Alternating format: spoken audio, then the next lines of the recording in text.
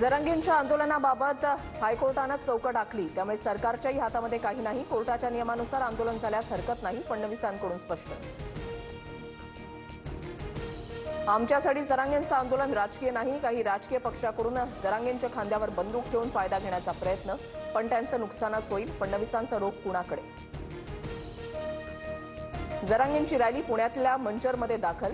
गोळ्या घातल्या तरी मागे हटणार नाही. आझाद मैदानावर उद्यापासून उपोषण सुरू. जरांगे बेमुदत उपोषणावर ठाम.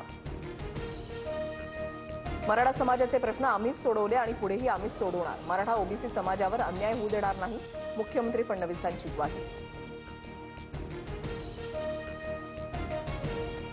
जरांगेनंतर राष्ट्रीय ओबीसी महासंघाचंही 30 ऑगस्टपासून नागपूरमध्ये साखळी उपोषण. जरांगेंच्या समोर सरकार झुकणार का, याकडे आम्ही लक्ष ठेवू. गरज पडल्यास मुंबईकडे कूच करणार, तायवाडेंचा इशारा. जुन्नरमध्ये मराठा आंदोलकाचा हार्ट अटॅकमुळे मृत्यू. सतीश देशमुख असं मृत्यू झालेल्या आंदोलकाचं नाव. आंदोलक केजच्या वरडगावमधील असल्याची माहिती.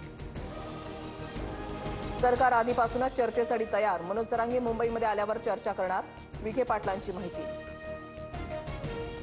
आंदोलनाला एका दिवसाची परवानगी म्हणजे मराठ्यांची चेष्टा. मराठा समाजाचा अपमान करू नका. मागण्या मान्य होईपर्यंत परवानगी द्या, जरांगेंचं वक्तव्य.